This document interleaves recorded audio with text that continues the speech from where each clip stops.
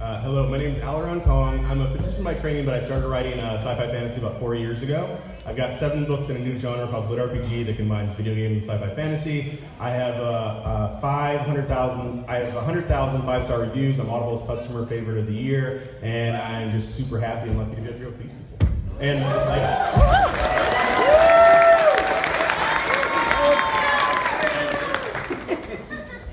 Hey, I'm Jim Butcher. I'm the author of the Dresden Files, the Codex Alera, and the Cinders Files.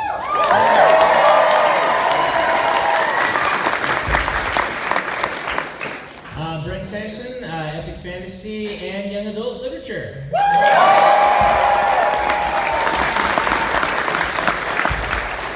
And I'm Marie Brennan, author of the Memoirs of Lady Trent and the follow-up Turning Darkness into Light.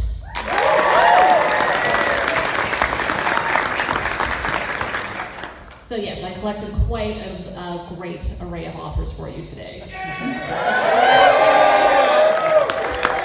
need to put a lot of my favorite authors up here with me today. All right, so I think the big question that I think of as a high fantasy director is why high fantasy? Why do you guys choose to write fantasy, and why do you choose to write specifically with dragons and swords and cool wizards and things like that? Aleron, let's start with you. Well, wizards are cool, so that's the for me, I always loved the scope. I'm sure I've read the very same books that these people read when I was coming up, and there's a lot of, I mean, while it's great to do something that's more simplistic like the zombie things that are coming out, and you're just looking at the people, there's so much open to having a dragon that has Tourette syndrome. Or having a unicorn that has got some depressive manic thing, and you don't really know what's going on.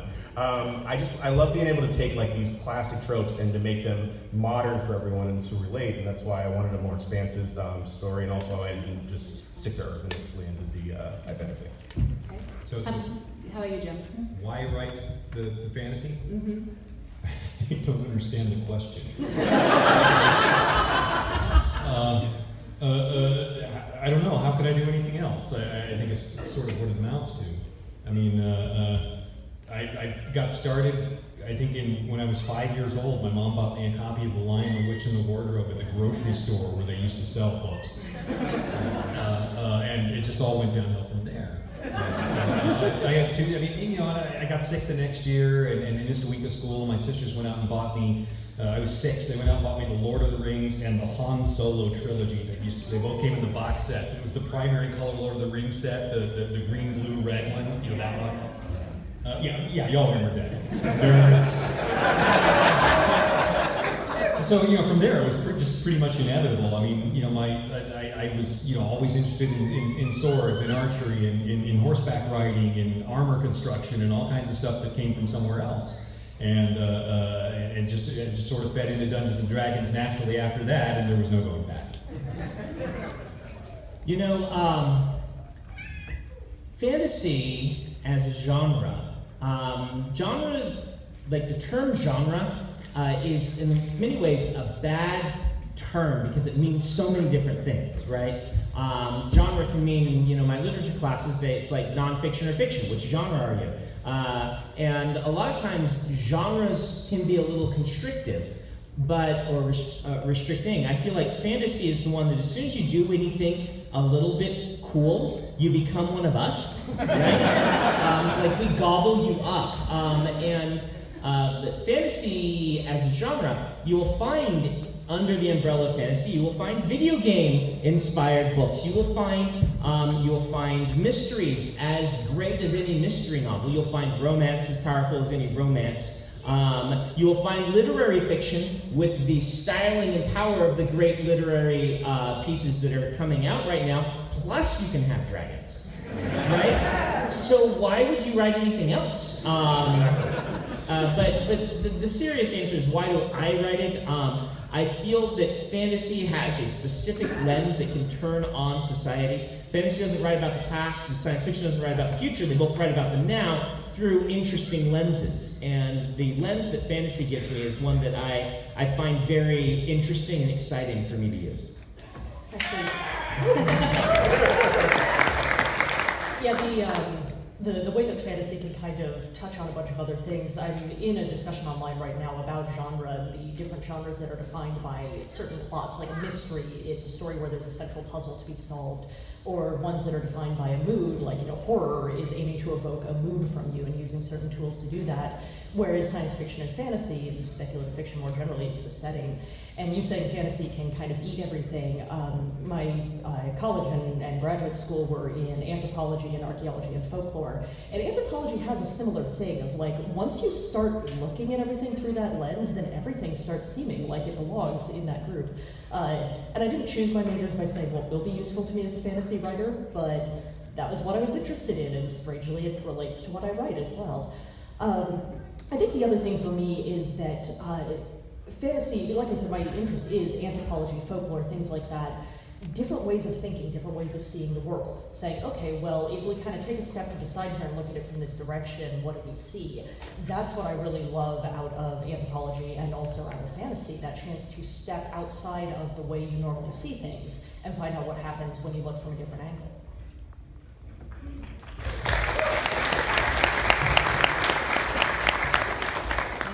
So I think Jim touched on this a little bit, but I'm curious, what are some of your influences when it comes to writing and reading fantasy? What do you want to recommend to us?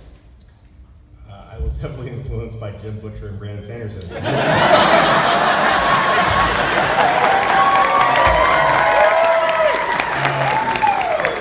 my friend, we have just passed a meta point in your career. Is that the old fogey meta point? I was going to call it a Klein bottle, but... For my own work, I really loved some of the older sci-fi fantasy tales back in the 70s. So it was about, flying to a new planet. It was about, waging a war against some sort of zombie king. But it was really about societal things that were coming up, right? Everyone here has been on the internet. Everyone here has been mad about being on the internet. And I think we all know that you do not change anyone's minds by yelling at someone on the internet. But I do believe in the power of books to change people's minds by slowly introducing things to them and slowly introducing concepts. So as opposed to shouting about, gender equality, I write stories where the soldiers are both men and women. We never talk about it, it's just there. And I think that by writing an enjoyable story that people can really resonate with and touching on topics that are germane, that could possibly, change someone's mind. If you get 1 out of 100, that's a win.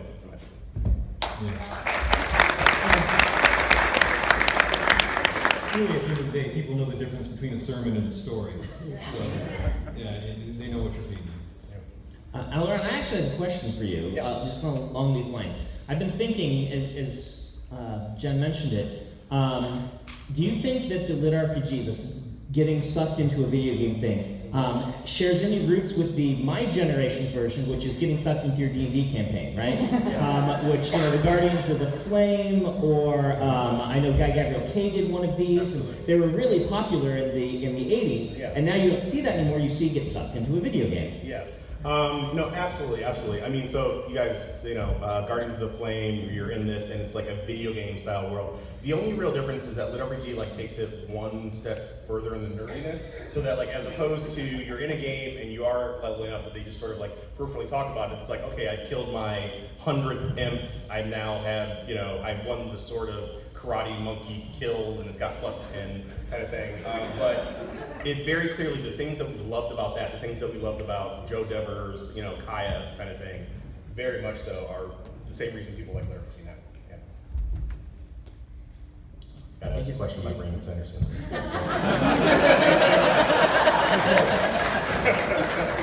I don't know. The first fantasy I read that I really remember influencing me was The Lion, the Witch, and the Wardrobe. And the one that came after that was The Jungle Book, and The Jungle Book 2 by Rudyard Kipling. I don't know if you've ever read the actual Jungle Book, but it's a full-on fantasy novel, man. It's awesome. The various animals have their own superpowers and everything. It's cool. The first, it's hard to answer this because they were the formative years that deeply influenced me, but I hope, I assume everyone would say this, that I'm still being influenced, right? I hope that I'm still reading things that are really great by new and established authors alike that are changing the way that I look at the genre. I was brought into this genre by a 1-2-3 punch of Barbara Hamley, Anne McCaffrey, and Melanie Ron. who I still think are all three very deeply influential in how I approach constructing story and characters and things like that. I'd say another really big influence on me was when I read Taigana by Guy Gavriel Kay, who I mentioned earlier, who it's one of the great standalone epic fantasies, and it's what taught me, hey, you can do a really great standalone big epic fantasy that also has lots of world building and things, and that changed the way I perceive things. Watchmen had a big influence on me. Just from the kind of meta-narrative aspect, I think you'll find a lot of people from my generation got punched in the face by Watchmen and never quite recovered. These days, what I really like about the fantasy genre is just how many different things it's doing, and how kind of, you've got things like Natural History of Dragons, right? Which is just like really cool and different. And there's a book called The Star-Touched Queen, and I read that because I was on a panel with the author at DragonCon a few years ago, and it's fantastic. It uses Indian mythology and folklore to kind of tell a very interesting, different style of story. And I really like how fantasy is becoming, I feel like in my reading generation, it was really, really deeply influenced by Tolkien. We all are, right? But Tolkien cast a really long shadow of the 80s. A lot of great books that were very Tolkien influenced. And I think fantasy has stepped out of that shadow a bit, and I really like a lot of things that are happening now because of that. I sort of had the opposite, I think, of your Jungle Book experience, Jim, in that at one point I sort of stopped and went, oh, I guess The Secret Garden isn't a fantasy novel, but try telling that to 7-year-old me, because I was capable of reading fantasy into just about anything that I put my hands on. And, when you're a little kid, you kind of think that way, right? And you don't really discriminate about genres. It's just, oh, I'm reading anything that interests me. I think where I took a definite turn away from mystery novels, because I was a big Nancy Drew reader as a kid, but then I started reading Diana Wynne Jones, and she's the person who made me a writer, basically. Fire and Hemlock, I remember putting that book down and thinking, I made up stories before that, but that was the moment where I thought, I want to be a writer. The first moment that I remember thinking about wanting to write stories for other people to read. And then after that, just a slew of different things. I will specifically call out the comic book ElfQuest. I knew there would be fans of that here. Just something where it could be epic and yet very character-driven at the same time, where it could touch on all of these different groups that, and this gets back to the anthropology again, that have different cultures, their ways of life are different. Sometimes the conflicts aren't these people are good, these people are evil, but these two groups have incompatible ways of doing things, and the friction that arises from that. And then riffing off of what Brandon said, what I'm loving right now is the opening up of fantasy to a much broader range of worldviews, much broader range of cultures, and especially those things being written by people for whom that is their culture, rather than, oh, I read a book about it once, and that's enough for me to be going on with. Okay, all right, so jumping off of that, what should we be paying attention to right now in fantasy? Besides you guys. I don't know, I'm kind of busy. Yeah. I used to say that the worst part about writing lit RPG is that I don't have time to read lit or play RPGs. I will say that... What do you wish you're reading? Honestly, when I have a free chance, I will sort of browse and see who's recommending things, but I often go back to older works that really inspired me, like Octavia Butler. The nuances behind her work is just so deep, and so I'll dive back into that. Or I'll just try something new, like a comic book, or I'll try. I am not really on the pulse because I'm usually just sort of writing and grinding. My fans often are like, "Oh, we're gonna chain you to a desk," and I'm like, "That's not as funny as you think."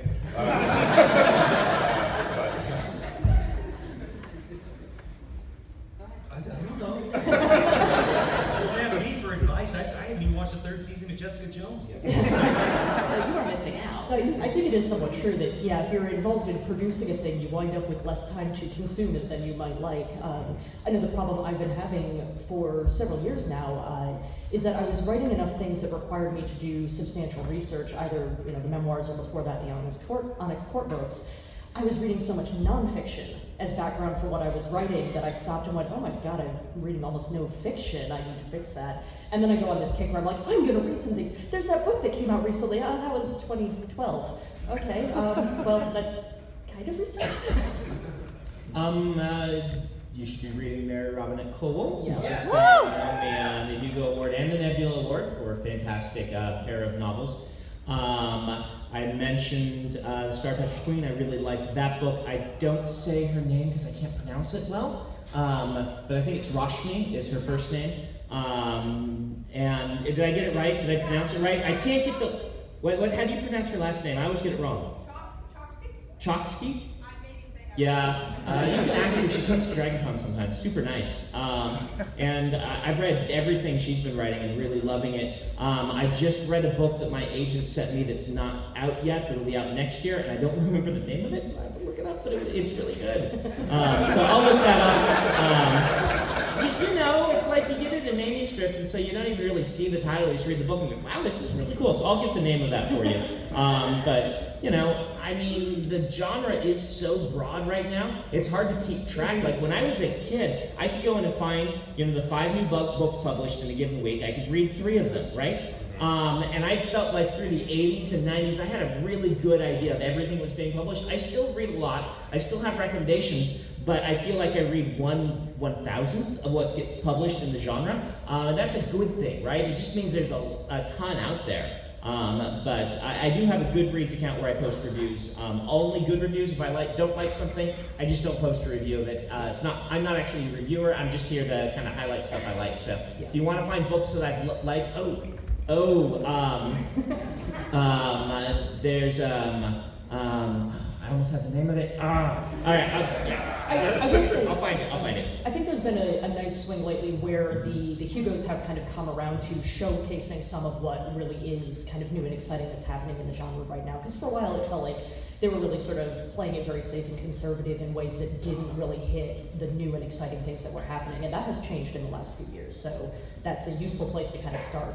Not just the winners, but look at the nominees, look at the long list of like what got nominated. And I will also say, the old masters are still writing, and writing great stuff, right? Jane Yolen released a short story collection last year, the year before, that is just one of the best books I have ever read, The Emerald Circus. And, like, you know, this is Sifwa Grandmaster and things like that. She's still writing stuff that just blows my mind. So. She has literally published more than 365 books now. She has a book for every single day of the year, and then some. You can go on. Sorry. Yeah. I'll find this eventually. You'll just randomly shout a title at some point. We'll find it. Okay. All right. So this is a good point for us to stop and let the audience do some questions. So we're going to have some people with microphones in the aisles, and you guys will be able to ask questions. I do want to remind people that Brandon and Jim both have individual Q&A sessions later. So this is not that. Let's try to stick with questions that could be answered by anybody. Okay, just as soon as we get the microphones, we'll start calling on people. There's a mic. Do you want them to line up there? Or? Yes, let's have them line up. Okay. There's Tom's got a a mic microphone over over there. there. So if you want to ask a question, go to Tom, and Aaron is over here. The Kingdom of Liars. I found it. Nick Martell, Kingdom of Liars. Write that one down.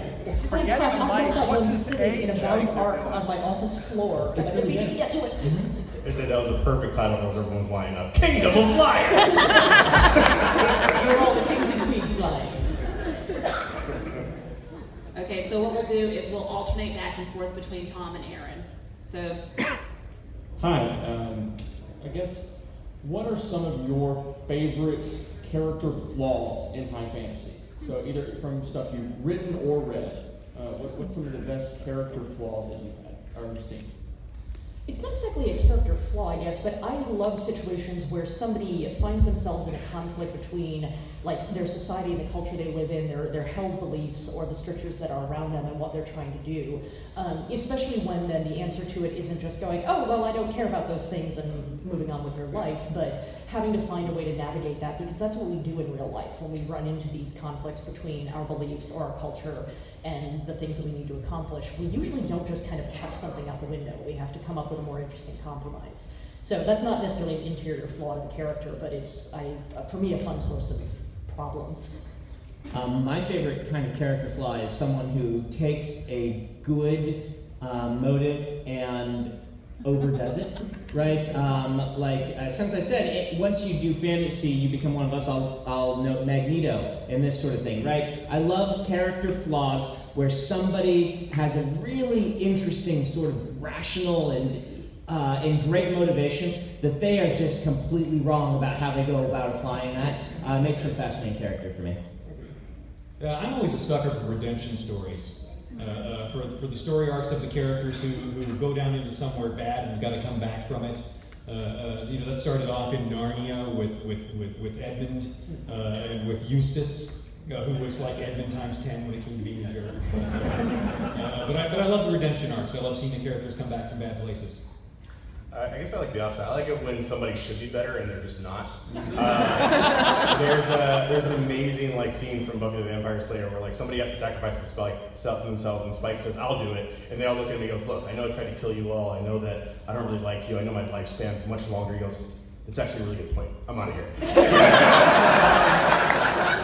I like stories where, yes, we see the finer parts of ourselves, and yes, we see the really depraved stuff, but yeah, other times where it's that's just Joe. No, he just doesn't want to. Wonderful to meet all of you. From tricking pixies with pizza to defecating your shark plate, there's a lot of comedic scenes that are in all of your books. But what was your favorite comedic scene to write?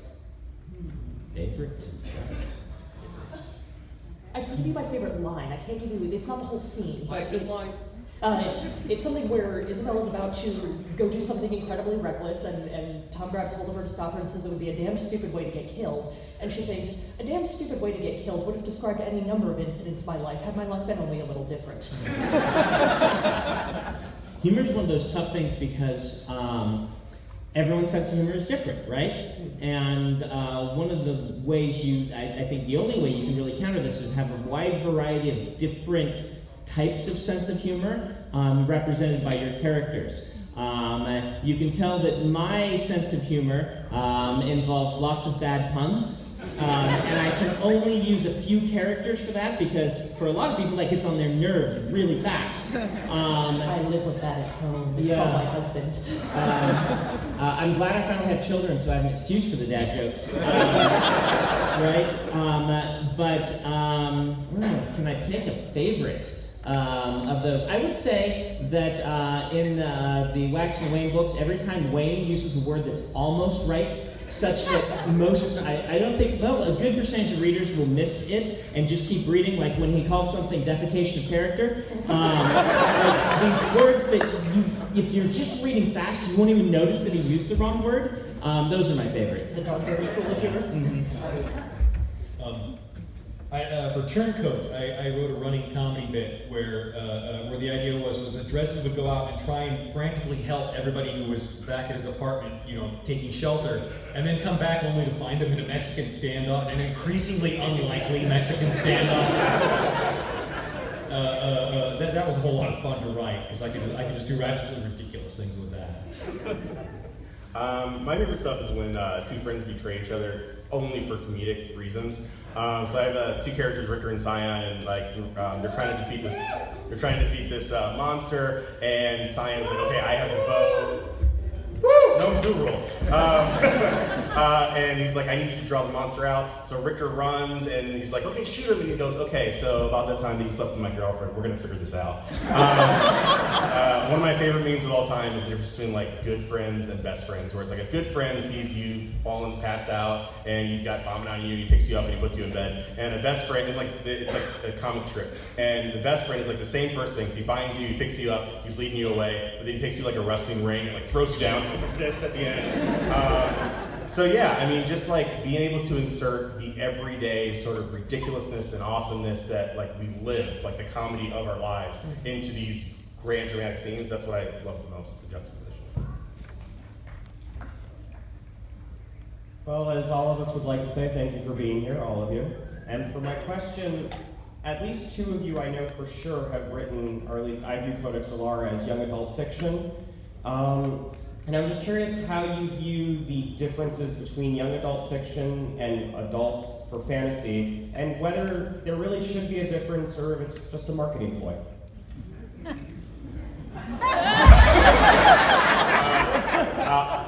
I don't know if I'm the only. I'm an indie, and for me, I just wanted people to read the books. So my genre lit RPG, there's no lit RPG section, but by common whatever, we all just went to cyberpunk. We were not cyberpunk, but that's where we kind of hung out. So for me, and the way I would never write a book and be like, I'm writing young adult, therefore I mean, I can't say, certain words, but other than that, I would never want to feel confined. So for me, it's just like a convention, but that's me as an indie author. So. Well, all of our categories are conventions. Now, writing young adult is a big deal because there are all kinds of rules and considerations that you have to take into account going into. I can write anything I want in Aleron because I'm not marketing it to kids. If it's something that's going to be specifically marketed to kids, they're a little bit more heavy-handed about what they're going to have in and out. I found that that's a bigger distinction between middle grade and YA. The middle grade YA line is a much bigger line than the young adult line. Because if you're not familiar with the genre conventions, middle grade is kind of ending around 12-ish.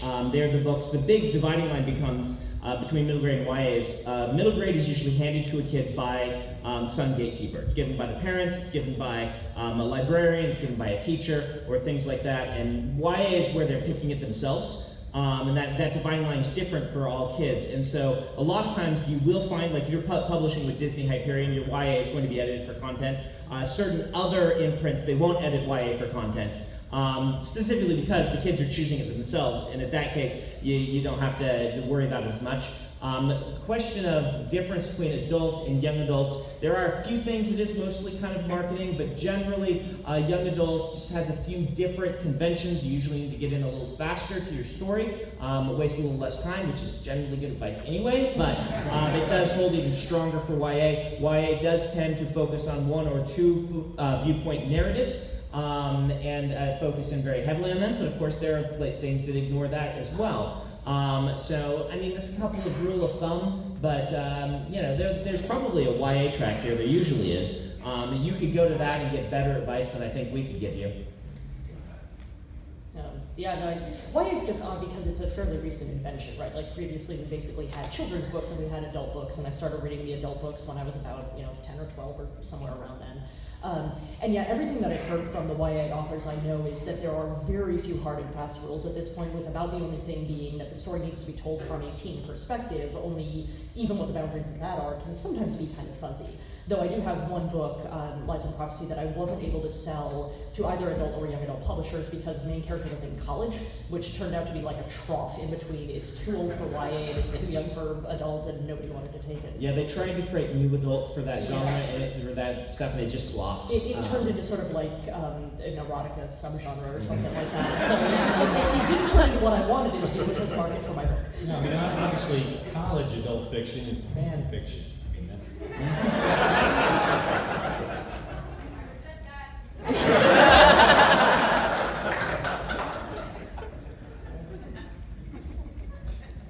So, as a reader at least, when you're getting towards the end of either, a story or a whole epic series, there's a feeling of both triumph and loss, at least on the reader side. What's it like being on the writer side, getting to the end of something really big? I've made myself cry. It's probably not, dignified to admit that, but finishing the memoirs in particular, because they're written in first person, they felt so conversational, and I had written 5 of them, so that's 5 years of my life I've spent working on this, and it felt like a really good friend of mine was moving across the country. It's like, it's not that we would never see each other again, but I wasn't going to get to hang out with her on a daily basis anymore, and it felt kind of sad. That's a great way to put it. That's I have that same sort of feeling. There's also a bunch of relief, though, also, because, when you get it, you kind of get the finish, right? Okay, I can put this down. I often say that, for me with books, I'm usually carrying around a bunch of books in my head that aren't, of course, finished, but it's like I gotta keep this book in my head, and when I get it written down, it can leave my brain. I don't have to remember it anymore. It's on the page, and things like this, and can be a really big relief when I've been holding quite a bit of a long book in my head. It's like I can empty the RAM, right? I can clear my RAM and put other things in there. Yeah. For me, it's a sense of profound relief. I mean, I like when I'm in the last editing section or last whatever, I'm like grinding nonstop. And people are like, "Where's the book? Where's the book?" And I mean, there's actually a time where like it was around Christmas time, and I sang like all of like a Christmas Carol song, just using my name like Al, Al, Al, Al, Al, and like the comments were like, "We broke him enough." Quit email. So like when I'm done, it's like, oh my god. And sometimes I'll like sleep for like 24 hours straight. It's just, so great.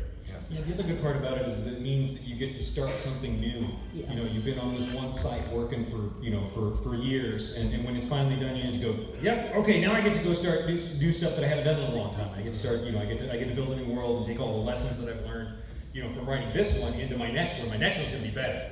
Yeah, the novel you're not writing often looks shinier. That's what it feels like to me. It's oh, thank God I'm done with this wreck. Now I can write something that's viable.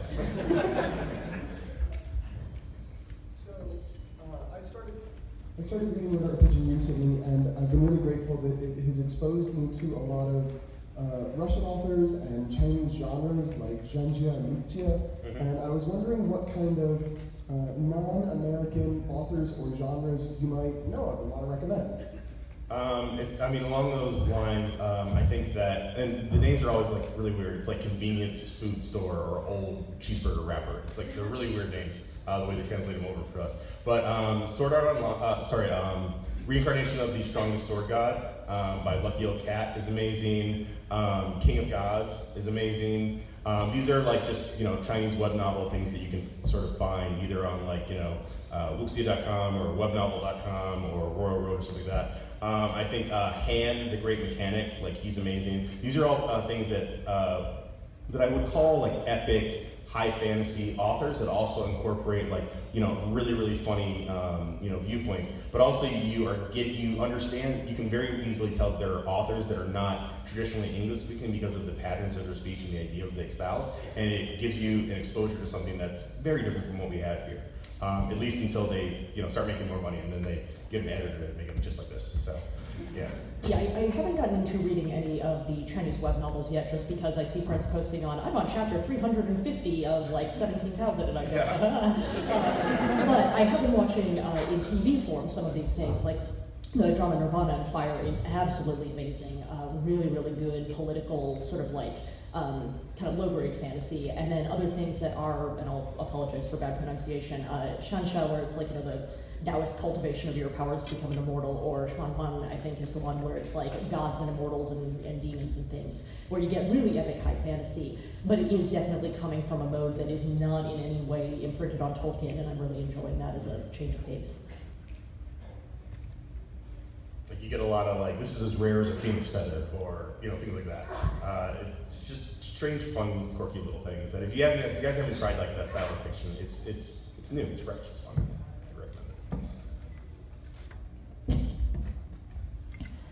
One of the things I really like about fantasy over the last, say, 20 years, although I know they've always been there are a lot more of them, and that is female heroes.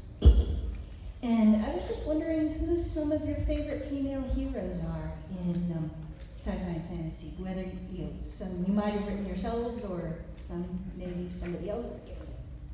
Well, I guess we've already called out Mary Robinette Kowal's books. That is one of the first things that moves to mind. I also really like Cheris in Yun-Ha Lee's Nine Fox Gambit, the Machineries of Vampire series. Cheris doesn't necessarily stay at the center of the story for the whole trilogy because of the way that it's structured, but for starters, it's not just a female character, but one whose superpower is basically math, and like, that's cool. Cordelia Vorkosigan. Oh! Yeah. Thank you, people who have tried. So as far as like the names of the characters, I'm sort of not as good at remembering that. Some of this I've read like 30 years ago. But I will say that if you have not read Octavia Butler, then you are missing out. She's absolutely amazing. She talks about everything from social commentary to alternate paths of evolution to an invasion from space would not be with lasers and big ships. It'll just be a single cell that slowly changes some like Midwest town. And you're like, oh, they're weird. No, they're just Midwestern. No, they're aliens. Melanie Ron is obviously good. Catherine Kurtz, who is here at DragonCon, like her Yini was, it took me on a journey that I still remember however much longer. Obviously, Margaret Wise. I mean, like the list of female authors that are creating these amazing characters are great. But I will say that, like, when I'm thinking of a character that I like that either qualifies, like, this is my favorite minority character, this is my favorite female character, it is a character that is inherently wonderful, inherently strong, and they have the elements and the taste of whatever demographic we're talking about. It's basically like, are you writing a story that you would identify first, like, oh, this is a female character, or no, this is an amazing character, and she's female, and because of that, she adds certain elements to the story that are different. Me personally, I love authors that can incorporate different parts of different cultures, different sexes, different whatever you want to term it, into their characters, but in no way would I think that this character could only be this one thing, because I do think that it's ridiculous to say that the diversity that we have pigeonholes you rather than expands you. I will also add, for something more recent and rather more epic fantasy, Samantha Shannon's Priory of the Orange Tree has a, yeah, okay, apparently you've read that one. Yeah, it is a giant brick of a book, but it's really good. Priory of the Orange Tree, if you have not heard of it. It's an interesting title, too.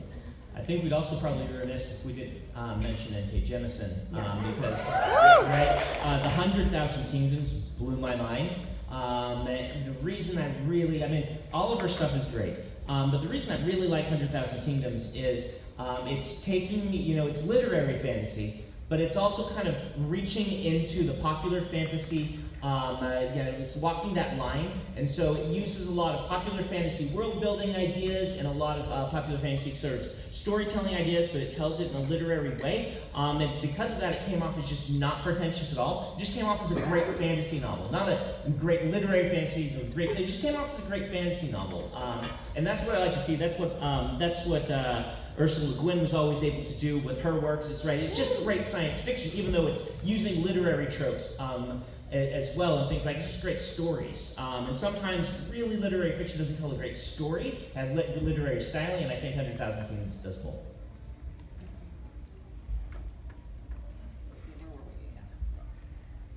Thank you guys for being here with all of us. So magic is a huge part of fantasy, and everybody's magic works differently. When you're creating a new magical system or a new magical world, what do you look for? How do you reconcile the alienness of that with the human stories that you try to tell? I guess I don't see it as alien, because this goes back to the kind of folklore background. I'm often looking at real world beliefs of like, how have people thought about this stuff working? And so it's not separate from human culture and human behavior. As for specifics of how I approach it, I'm on a panel at 10 p.m. tonight where I'll probably say a lot more about that, so I'll skip it for now. I wrote several very long essays about the rules that I applied to my own writing. I named them after myself, so I'm a writer and we do that, right? And so you can go Google Sanderson's first law, and it's not a law in that I expect everyone to follow it, it's just a guideline that I use that helps me write better magic systems, and it answers your question. Yeah, I would just say, just ask yourself 3 questions about the magic. What does it cost? First of all, because there's always a cost. What does it cost? What can't it do? And how does it change the people who use it?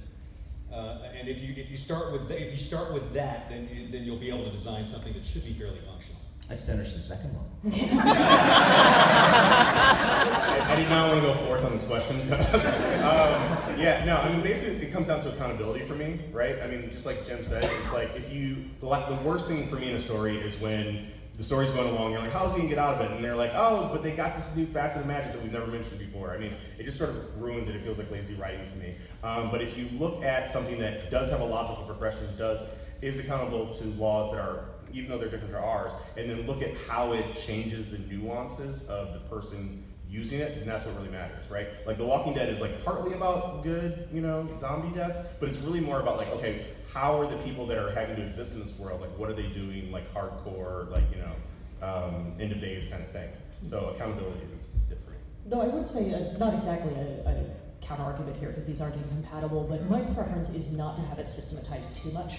because like I play D&D, you know, it's a lot of fun, but God, I find Magic in that kind of boring because it is very systematized and there's no numinous element to it anymore. Nothing about it feels like it evokes a sense of wonder to me. It's more like, you know, press this button and this effect comes out.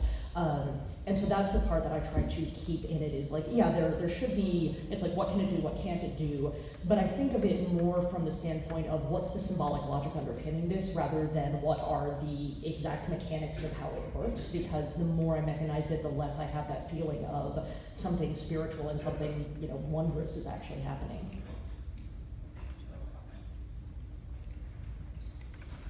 What's something that you put into your work that you are almost positive people would either dislike or find controversial that they just ended up ignoring or even liking? Bad puns. I don't care. I don't know. There's somebody that hates everything. You offend someone by walking around on this earth. There is someone that you have made absolutely furious by doing so. I try not to worry about that too much. Yeah, I have a lot of social commentary. Specifically, there was this teacher that I had in 10th grade that I hated. And sometimes when I was writing book one, and he would just go like, oh, you do it this way, Kong. I'm like, ha ha ha, you bastard. So I had a few things intentionally laughing about how he wouldn't like it. But as far as like my books, like I said, like I touch on social commentary a bunch in it. And I mean, it's like, it's ridiculous the responses that I'll get. You know, I'll say like, there is so much Christian imagery, 1 out of 5 stars. And somebody else will be like, Jesus is gonna judge you for the horrible things you said, 1 out of 5 stars. And like, you know, somebody else is like, these are horrible depictions of women. And somebody else is like, how do you love women so much? Be a man. I mean, so, right, like people are gonna be upset no matter like what you do. I say like, you follow your own truth. And if everyone is telling you that you're doing something horrible, maybe listen. But other than that, just like, you know, write something cool, like you said. There's so many books coming out. I love that we're adding to the overall culture of our species by putting out so much stuff. So more stuff, more varied, better. Man, you say that. I was doing, when I released the third Stormlight book, we released like a third of it online, chapter by chapter, a new one every couple of days. And when one of those came out, there was a scene that I got one person who wrote me an email that said, this is way too risque, how dare you, and I got another one that was like, why don't you ever put risque things in your book? Why do you hold back so much? This is totally unrealistic because of this. And I'm like, same scene. In my fourth book, so I like people that read me know that I love like movies and like I'll drop little Easter eggs. So there's a great movie called Super Troopers where it sort of pans out, but like they've arrested this like German couple and they're gonna have sex, and then he goes, "Who wants a mustache ride?" And he sort of walks away. So the main character is like having like a bisexual scene, and it just says like, "Who wants a mustache ride?" And like it's the whole scene. There's nothing sexual about it. But I got all these 1 out of 5 stars. Like, how could you put this in? Adam and Eve, not Adam and Steve, blah, blah, blah. And I thought about how to respond to it if I should just lash out, but I decided instead to just list it as like an LGBT, and I was like #1 in that genre for 3 months. So as opposed to like worrying about that, just being into it, and you'll find your tribe, and you'll find your people. Yeah, people do get offended by different things. Thinking of ElfQuest, because I mentioned it earlier, in the fourth collected volume, there's a thing where the characters are basically going off to war, and so the night before they go marching off to war, they basically have like a giant party, / orgy kind of thing. I mean, it's not explicit or anything. You can tell that people are kind of hooking up in the corners, but it's not like it suddenly turns into pornography. But you got lots of parents who are like tearing out and cutting out the pages of those scenes and sending them back to the writers, being like, "How dare you put this in this thing that my kid might read?"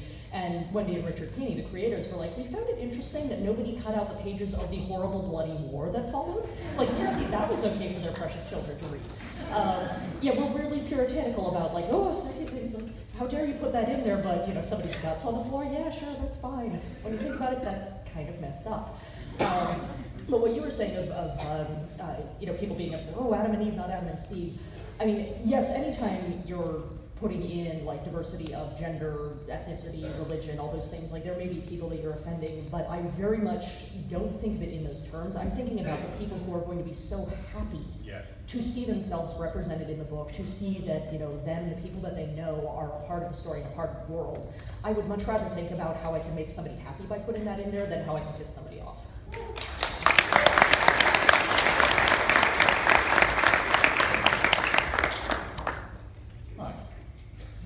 So, how do you approach dealing with a plot thread that may have come up earlier in your books that just doesn't sync with the rest of the story anymore? You just cut those out. That's easy. That's great because then you can make your book shorter and the easy Go to your cuts. room. Don't you talk to us about making books shorter. I released a book where the publisher called me and said, "Our printer can't print this." We just went to them, and they had to go find a different printer. I said, "George did one longer, so use whoever George is using." No, I actually find that RPGs have been really good practice for this in a way, because if you're in a long-running game, you can't go back and revise what you did a year ago in the game. It's like, nope, that's part of the story now.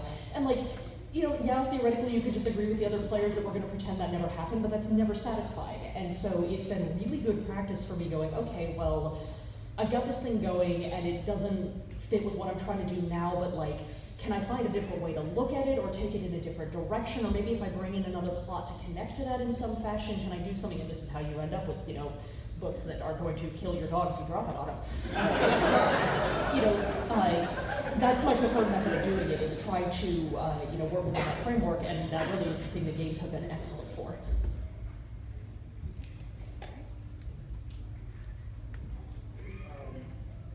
Hello? Okay.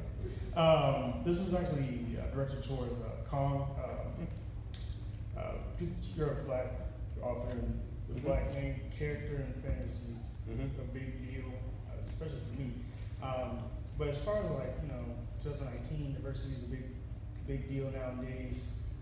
Do you all authors feel pressure to add more diversity, black characters, bisexual characters, stuff like that, in this new generation, this new year? No, I don't feel pressure to add more, and I don't feel pressure to take anything out. I write a story, like I said, because number one, I wanted to write an enjoyable book. But I quickly discovered during my, while I was in the process of writing the first one, that writing something enjoyable wasn't enough for me. So I decided to do the social commentary, but decided to do it in a way that was almost stealth, something that was palatable, something that people would sort of get, right? For me, it's about what effect am I having? Because yes, I could shoehorn in, I could shove things in to cater or to meet some quota or to whatever that some people think is gonna like, but growing up, I have always been someone that liked a wide diversity of things, right? And so I like rock and roll, I like old school hip hop. And my friends like rock and roll, how can you listen to hip hop? And my friends like hip hop, how can you listen to rock and roll? And I'm like, well, how about you just expand who you are and we'll get there, right? So while it was very important to me to touch on societal issues and to hopefully have my books bridge gaps between people, they're mine. And I'm gonna write something that I think is effective and enjoyable and true.